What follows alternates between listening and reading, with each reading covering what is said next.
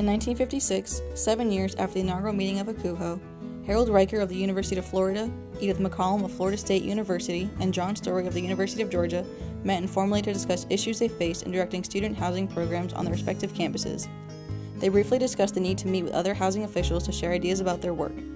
At the 1964 SEAHO conference at the University of Michigan, several housing directors from the Southeast, including Harold Riker, John Story, Donald R. Moore, and Raymond C. King, discussed the idea of forming a regional association of housing officers from colleges and universities in the southeastern U.S.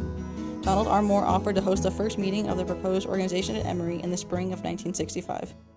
I know that the earliest people who were responsible for starting SEAHO were Don Moore, Ray King, and Edith McCollum.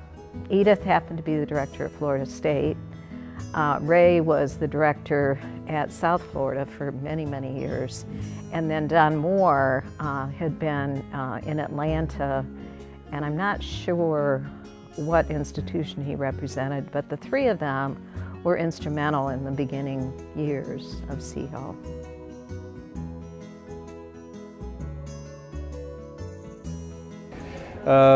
Issues of visitation, issues of alcohol and whether you could possess and consume. When I went to Tennessee, the legal drinking age in Tennessee was 18, which meant that most of the people who lived in our residence halls were legally eligible, able to drink legally. And so that was always a question, why can we go 2 blocks down and have a beer, but we can't have, and so dealing with those issues, and we never did change the policy, by the way. It may have been changed now, but I don't know. Even though later Tennessee changed their law back to 21, and so it became less of an issue.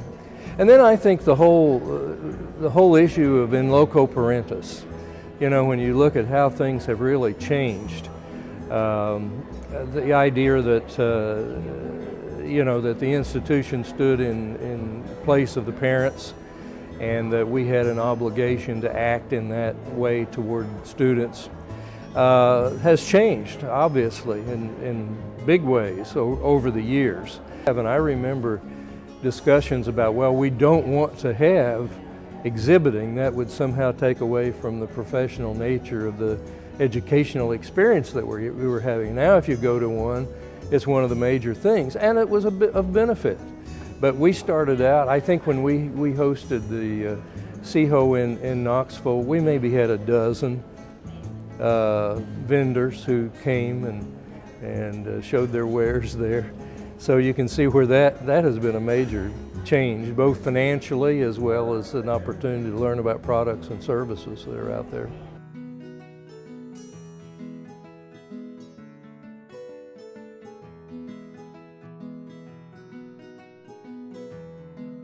Well, for me personally, and I think for the hundreds of people that have gone through SEAHO in the years that I've been associated, and the organization has changed dramatically over those years, but the primary purpose is, in my mind, is to bring together men and women from all different types of institutions across the Southeast on a periodic basis. That's historically. Now with technology, it's on a momentary basis, to grow, develop, network, share ideas.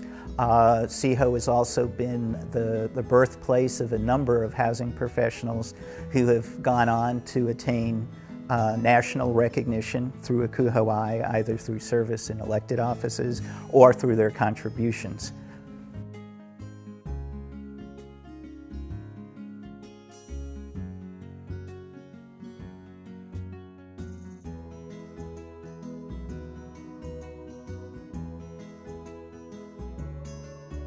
The single most or the largest benefit that SEAHO has perhaps provided to the profession, now coming up on their 50th anniversary. I think it comes down to professional development for myself. There are many, many institutions within the region that don't have the funds to travel nationally or internationally for a different kind of professional development experience. And I think SEAHO has primarily touched entry-level and mid-level professionals and really created the professional development opportunity that they can't get anywhere else at a very affordable cost walking through a door that opens them to the profession that they haven't seen on their campus. They may be on a campus that doesn't support professional development, where housing is a lower rung on the ladder. And they come to SEAHO and all of a sudden the door is open. It's a huge aha experience for them. They meet people that think like them and work hard like them and want to do well like them and want to get more involved like them, which they haven't had the opportunity on their campus to do. And I think primarily SEAHO has provided that for the entry-level and mid-level professional. The second part, though, is for those of us that are a little bit more seasoned. SEAHO has always been a place where we could spend 2 or 3 days and network and reacquaint ourselves, with our colleagues and friends. Up until my tenure in '83 of hosting and serving as president, it'd been males, all males. We were aware of that, sensitized to that. There was no formality, there was no constitution. So in '83, we felt like we would try to address both. And this again was the Clemson connection. We had conversations with Almeda Beatner at the time, Almeda Jackson. She became vice president, but she was the director of housing at Clemson, and we felt like this could be a great opportunity. Almeda accepted that challenge and took that forward in '85, then hosted.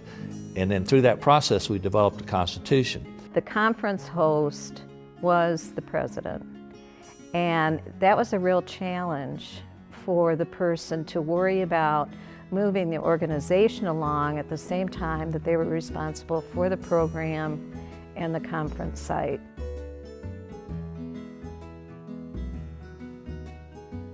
One of the reasons for my commitment to it is the recognition that it was a reachable, it was an affordable place for graduate students, new professionals, and others to come share ideas. And so to me, that's the biggest value, the networking, certainly the programs that are put on, the speakers that we bring in, but really the learning between the lines, learning between the sessions, the sitting at the bar with 7 or 8 friends and talking about the challenges and the worries that we have and the fun that we're having.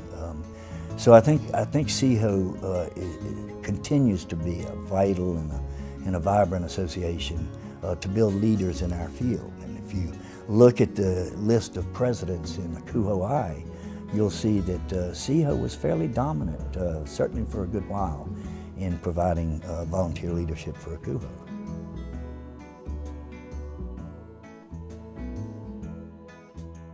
The idea of the SEAHO pin, as Deb Boykin reminded me today, something that I had totally forgotten, was just a small way of showing appreciation for people to have been a chair for the first time. So, it's something that they can wear on their name badge, on their conference badge, as a way for people to see that they actually were involved and had participated. And again, it's a really small way of showing appreciation.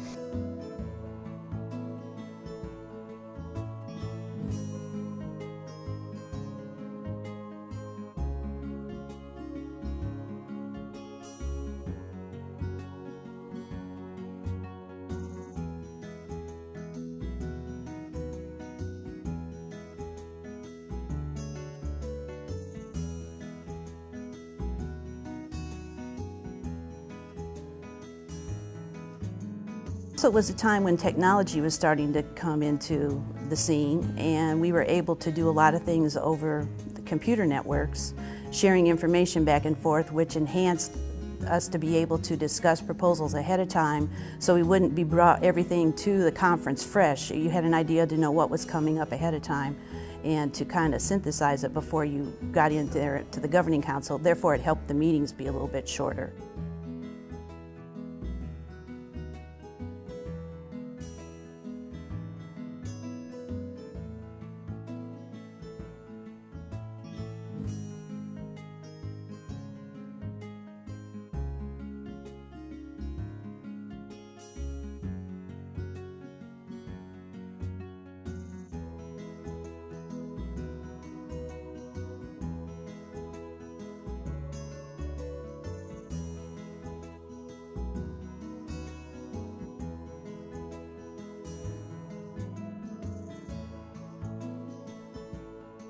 things. So while I was involved, we wrote a strategic plan. We spent months really working through and hammering through a strategic plan that would keep SEAHO growing and viable into the future, and we've seen the benefits of that. And so I'm proud of that, and I think that's something we worked hard on to try to become more accessible to our membership and to try to soften the lines between the leaders, like on the executive board, and the members who are just participating and not necessarily ready to be on the board yet.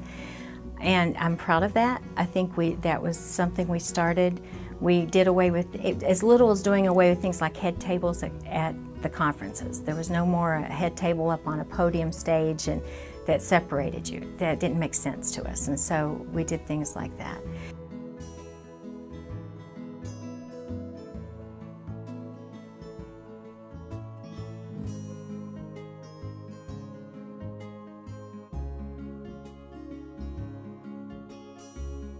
During the time I was actively involved was the recruitment of new professionals and the recruitment of underrepresented groups in the leadership of SEAHO.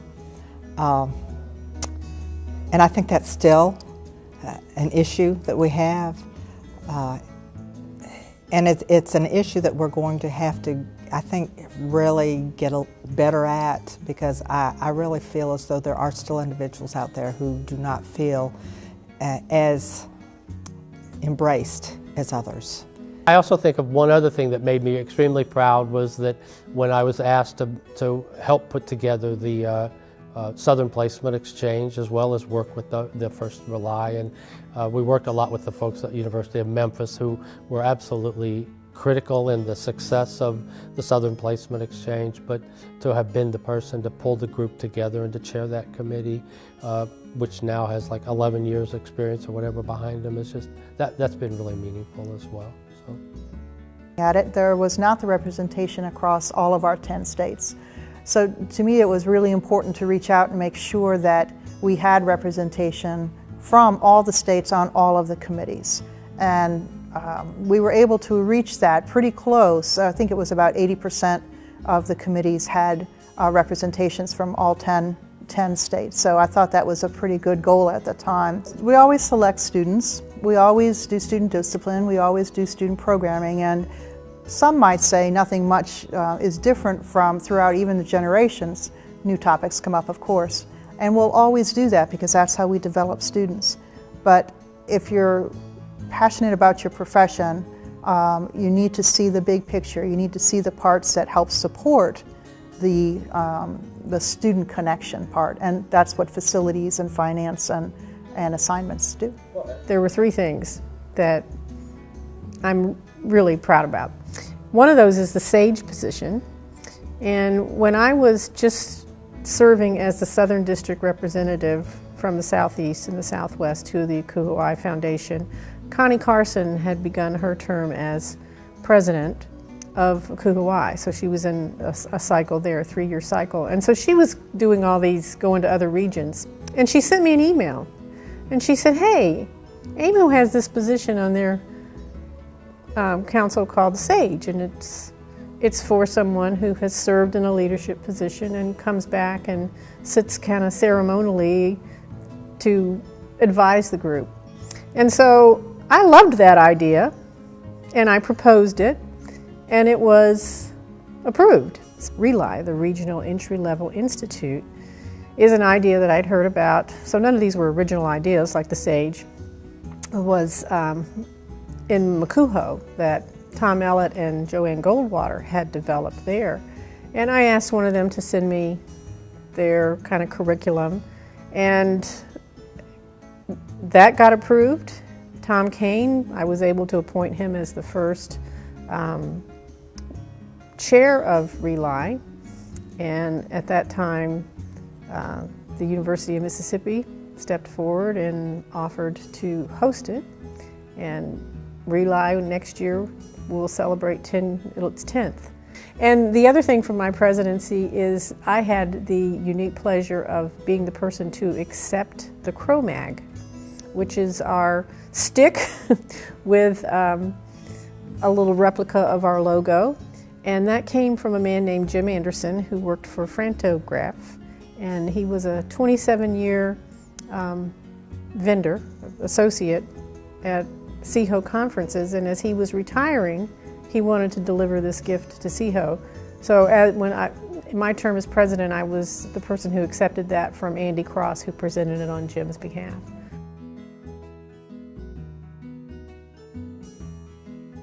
My goals were to bring more minority people in, to bring more of the smaller schools in, and to get everybody to see that we're different, but we're all the same thing. We're building future leaders.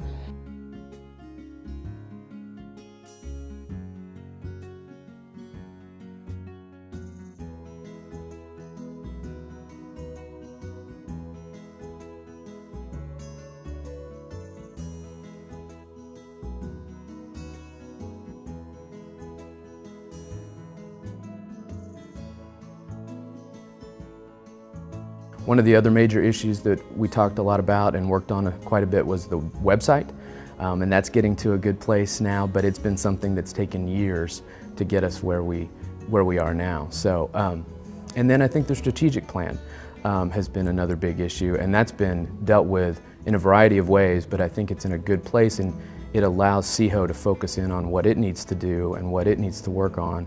And I think that's helped with those other issues in terms of budget and website and conference hosting and all those things that we've been talking about and spending a lot of time on. The strategic plan has allowed us to focus on those key issues. Well, I don't have a crystal ball, so it's hard for me to predict what the future issues are going to be. I do know that right now, many campuses are trying to figure out the best way to support transgendered students, and I think institutions will look to their associations to help them with that.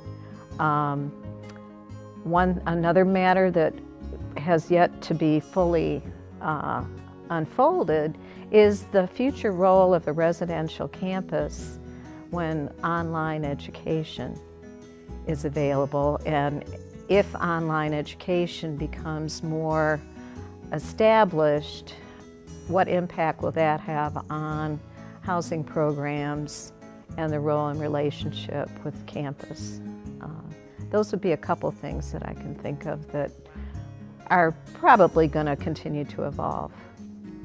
Gene Luna often says of his experience with the archives that they were a labor of love, that his experience with SEAHO was a love story. And I certainly can already feel that for myself from the time that I've spent in the archives. So that to me is a great, great opportunity.